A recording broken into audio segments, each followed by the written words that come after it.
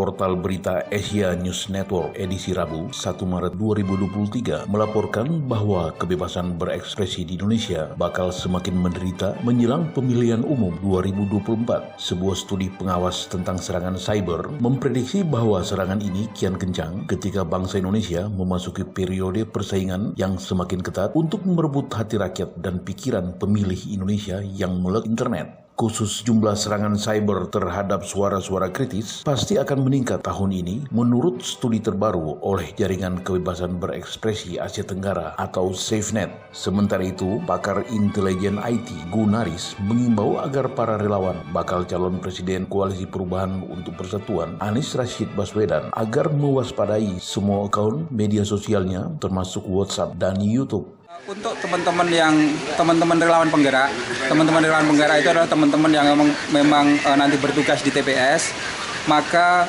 kita harus saling koordinasi. Nanti saya berharap ada satu sistem atau satu aplikasi yang memang itu dideklar oleh ABW sebagai aplikasi resmi. Supaya apa?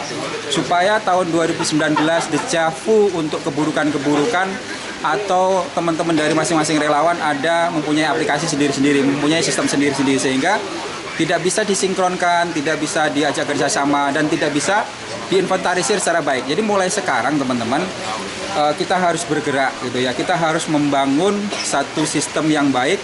Kemudian kita juga harus secara rutin melakukan BIMTEK, bimbingan teknologi atau bimbingan teknik. Kemudian di antara kita juga harus mulai bersiap-siap nih, harus menjaga-jaga bagaimana cara C1 itu apa. Kemudian untuk inventarisir awal, kemarin saya ngobrol dengan Refiri Harun bahwa inventarisasi database awal itu bisa menggunakan inventarisasi digital. Meskipun C1 secara digital tidak bisa dipakai sebagai evidence atau alat bukti untuk nanti di pengadilan. Jadi mulai sekarang kita harus bergerak, mulai sekarang kita harus berpikir nih, masing-masing simpul relawan mempunyai relawannya masing-masing dengan sebaran masing-masing, dengan area masing-masing, maka kita mesti ngambil dari seluruh titik TPS di seluruh Indonesia. Saat ini mungkin lebih dari 800.000 teman-teman ya, antara 900 sampai 1 juta kemungkinan. Dan saya ini mungkin salah satu simpul relawan yang sudah mengumpulkan titik-titik titik-titik PTPS itu, sehingga nanti kita sinkronisasi dengan keberadaan teman-teman relawan di masing-masing titik TPS itu. Jadi seperti itu.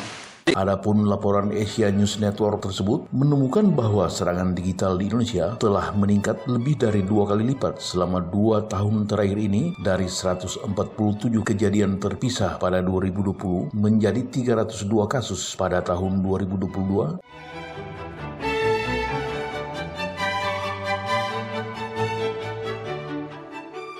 Masih menurut Asia News Network, serangan itu menargetkan sedikitnya 130 orang, sebagian besar aktivis, mahasiswa, dan jurnalis yang mengkritik pemerintah.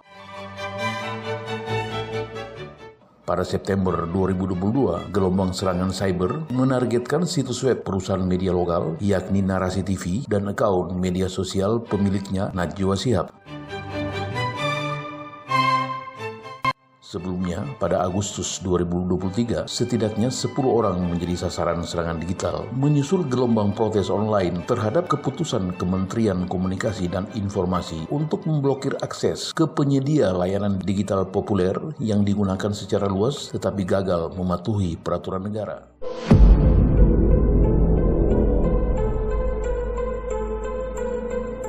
Pada April 2023, setidaknya 12 mahasiswa yang tergabung dalam unjuk rasa untuk memprotes gagasan perpanjangan batas masa jabatan presiden dan menunda pemilihan menghadapi upaya penyerang tak dikenal untuk mengambil kendali akun media sosial mereka.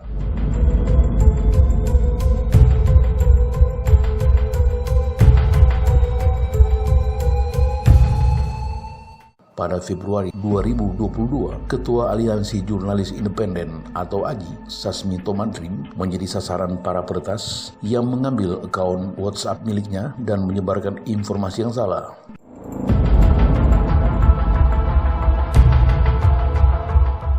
Dalam banyak kasus, masih belum jelas siapa pelakunya, namun berdasarkan latar belakang para korban, jelas bahwa serangan cyber bermotif politik semakin meningkat menjelang hari pemungutan suara, menurut Sekretaris Safnet Anton Muhajir, sebagaimana pula dikutip dari laporan The Jakarta Post. Salah satu prediksinya menjelang jajak pendapat tahun 2024 adalah peretasan akun media sosial dan perangkat elektronik akan tetap menjadi bentuk serangan cyber yang paling umum diikuti oleh doxing. Penyerangan bermotif politik terhadap rival atau pendukung juga sangat mungkin terjadi.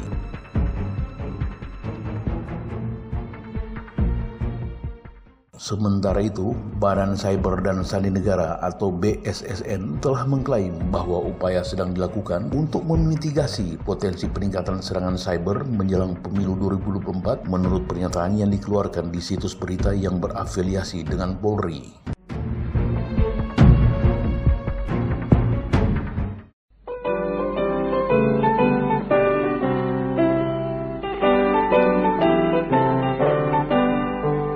Pemilihan umum telah memanggil kita, seluruh rakyat menyambut gembira. Demokrasi Pancasila, hikmah Indonesia merdeka. Pilihlah wakilmu yang dapat dipercaya, dengan bara yang setia. Di bawah Undang-Undang Dasar 45, kita menuju ke pemilihan umum. Pemilihan umum telah memanggil kita, seluruh rakyat menyambut gembira. Demokrasi Pancasila, hikmah Indonesia merdeka. Pilihlah wakilmu yang dapat dipercaya, dengan bara yang setia.